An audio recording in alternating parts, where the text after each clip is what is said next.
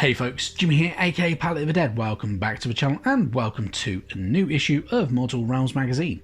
Now, as per usual with all these videos, if you like them, hit the like button, subscribe to the channel if you haven't already, and of course drop a comment down below. Love hearing back from you guys. It goes a massive way to help the channel too. And without further ado, let's crack on. So this week we are on issue 75 of Mortal Realms magazine. 5 issues left.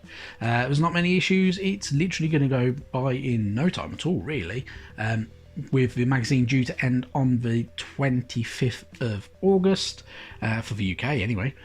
And yeah, we have part 1 of the Mortis Engine. So Mortis Engine is split into 4 issues essentially, but technically 3. So for the next 3 issues, so including this one, so issues 75, 76 and 77, we will get the actual unit of the Mortis Engine altogether. Issue 78, we get the base for the Mortis Engine. We also get the base for the Celestant Prime, which will be coming in 79 and 80. So really good stuff. There is no building tutorial for this issue, so keep your sprue safe. Keep it somewhere secured. If you want to get parts ready, you can, so you can pre-paint some bits and pieces if you wish to, but you're not going to, well, unless you know how to assemble it, or you can get the instructions of how to assemble it, you're not going to know. But you know, keep it safe because you're going to need it in a couple of weeks time. Into the issue itself, we have information about the Mortis Engine itself. So the Mortis Engine is a necromantic construct of incredible power. These engines of horror house the souls of the most powerful necromancers and act as conduits to the realm of death.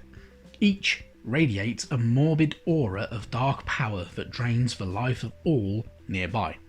So, the most powerful mortal necromancers never truly die. Even when such a being is destroyed, its remains become a powerful locus of death magic. Necromantic acolytes build new shrines for the master's remains, forging war machines of bone, souls, and Shyishan energy. These are the Mortis Engines, and they are feared across the realms.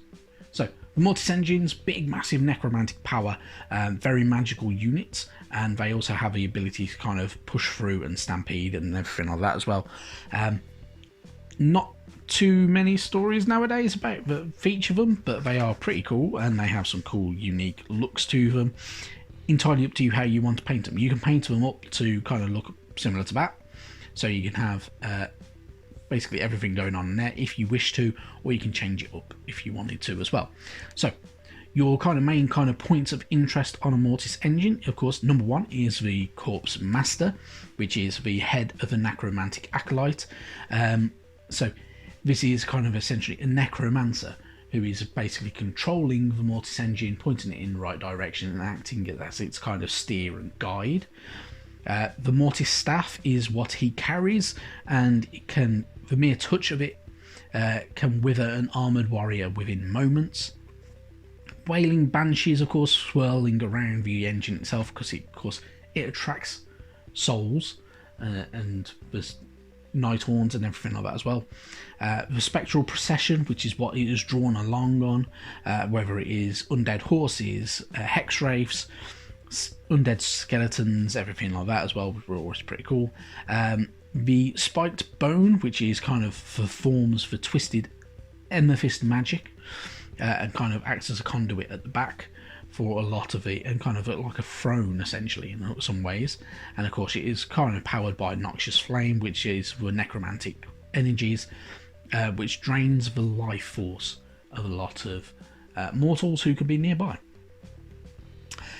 Into the history, we get into more information from the Realm Gate Wars, and this is the God Beasts Arise.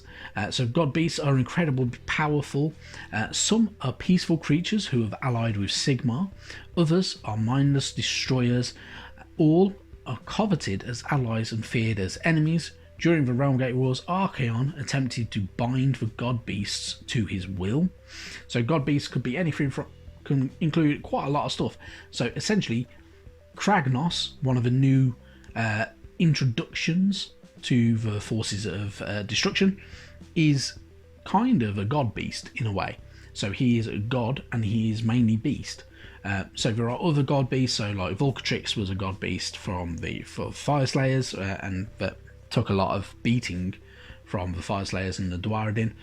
And there are a few others scattered across the realms, and many that are unknown, which is always pretty cool as well. So there are quite a few that have been mentioned. So Archaon, of course, tried to gather god beasts to his will, and trying to bind them to his kind of the way he wants things to be.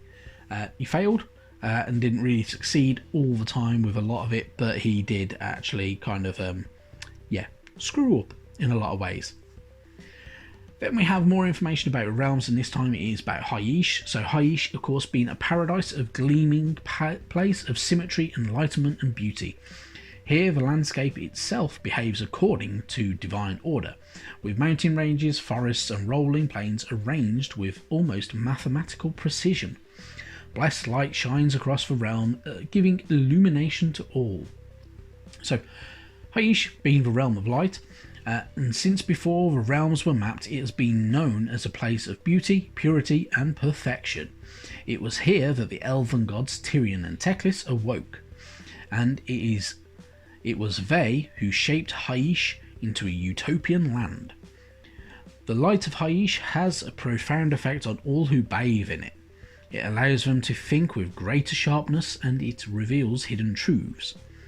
So Hysh, of course, being essentially the home of the elves in a lot of ways. So the Lumineth Realm Lords are kind of the main forces that operate within Hysh. They have random incursions from the forces of Slaanesh and some of the other forces. So most recently there was an invasion of Hysh by the good old forces of death, mainly led by the Ossiarch Bone Reapers, and they were fought back by a lot of the Stone Guard, the Alarith and everything like that as well, which are really, really cool. Really good stories. So the two main novels that involve Hysh, End of Enlightenment being the most recent one, are really, really good. They're really fantastic novels if you get a chance to read them or get them on Audible. Really, really fantastic reads. Really, really good stuff. Hysh is one of these kind of planes that it interests me quite a lot because there's a lot going on there. It is very, very symmetrical in a lot of ways. So there is a Teclian hemisphere, and there is a Tyrionic hemisphere as well. And the elves from these different hemispheres kind of operate in their different ways depending on which god they kind of mainly follow. Also to do with realms, we have the realm of Ulgu.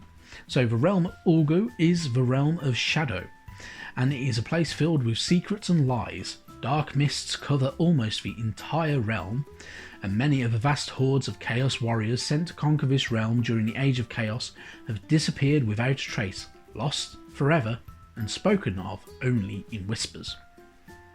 So Ulgu being the most mysterious of the realms, and the source of grey magic, which is used by wizards from across the realms for misdirection, illusion and deception, also has its own elves.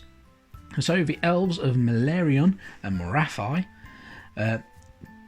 kind of dwelled there. So they are the gods of shadow and murder, and their cults of murder covens keep the realm secure. So this will include a lot of the kind of the Morathi and everything like that as well. So the kind of the Serpentine and the kind of the Dark Elves, if you would, kind of go around there, and kind of they mainly dwell in that area. They are also kind of they were kind of created by Tyrion and Teclis, but they kind of separated off and spawned off into their own realms because, yeah, Tyrion and Teclis don't approve of them. The same with the Idoneth Deepkin, they're not approved of by their creators.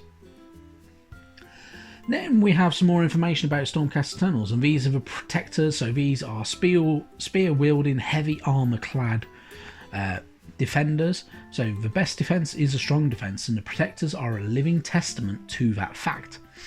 These Stormcast warriors shield their allies from harm by forging magical barriers of protection with their Stormstrike glaives, and then proceed to slaughter the enemy with ruthless efficiency. So with these ones, they use these glaives, which are of course dual-bladed spears. So they have a longer blade on the top and a shorter blade on the bottom, so they can be used both hands and both directions at once essentially, and they are more of a defensive troop. So they are very more defensive kind of unit that you can use for the Stormcast Eternals if you want to as well. They are also the slayers of monsters, because glaives are of course far better for attacking monsters, as we have seen with some of the others who carry glaives around, so including Indrasta. So there are of course a lot of other places. So there are the protectors of the Knights Excelsior. So the Knights Excelsior are ruthless, uncompromising purifiers. The protectors of this storm host are deployed to guard the phalanxes of warriors. The unbreakable shield they form is symbolic of the storm host's unbreakable will. So if you don't know about the Knights Excelsior, these are the storm host that mainly dwell in Gur, and they protect a lot of the areas in Gur, including Excelsis, the main city of Gur, and they are kind of white armoured clad and stuff like that, so they are pretty cool, a bit different, and you know, they do mainly fight monsters a lot of the time. There are also the protectors of the Astral Templars, which all hail from the same savage tribe. Slaying beasts is an important tradition among these warriors, a tradition the protectors of the Storm Host keep alive with each chaos-tainted monstrosity they kill. So these are of course your more kind of purpley armour clad. Purple and gold is their main kind of armour colour, and they do slay monsters, they hunt monsters as a kind of rule. Then we have more information about the Forces of Order, and this is to do with Malarion, the shadow god of Ulgu. So no god is more mysterious than Malarion. Despite claiming dominion over the realm of shadow, Malarion has remained hidden for years, plotting and planning in the darkness. So Malarion is a god of shadows, and he has great power for lies, illusions and deception. He rules Ulgu from hiding, ensuring that his realm remains a hostile, impassable place to any who would dare enter it. Such is his connection to darkness that he has been barred from ever entering the realm of light. So Malarion is quite a dark being. He is not really allowed to kind of enter Hysh or anywhere like that, although he is an elven god essentially as well. So Malarion helped capture Slaanesh, working with Tyrion, Teclis and Marathi to bind the Chaos God in chains of light and shadow magic. Malarion has since joined the other elven gods in drawing souls from Slaanesh and forging new elven races, hence the dark elves of Ulgu. And of course he is part of the greater pantheon of Sigmar as well, though, so he does actually kind of hold a place in the Forces of Order, although he does like to hide away and not kind of shy away from everything. So we also have a bit of the information about the Forces of Malarion, and we get a Mist Weaver here as well, which is a pretty cool model, pretty unique and pretty damn good, and definitely worth picking up if you want to have a kind of a Dark Elf faction.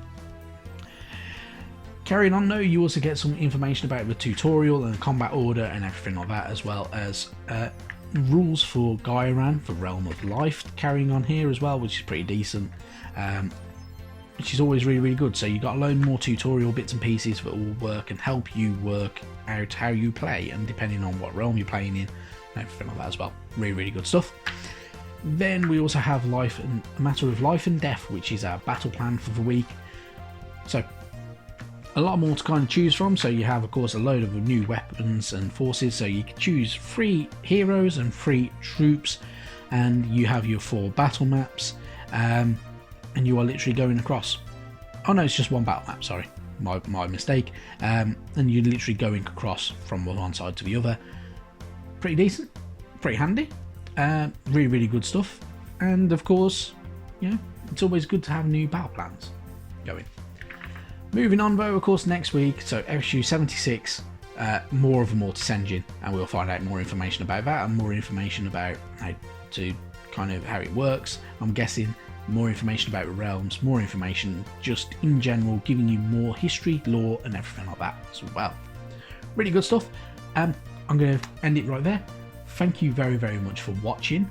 I hope you enjoyed the video. If you do, give the video a thumbs up. Don't forget to do that.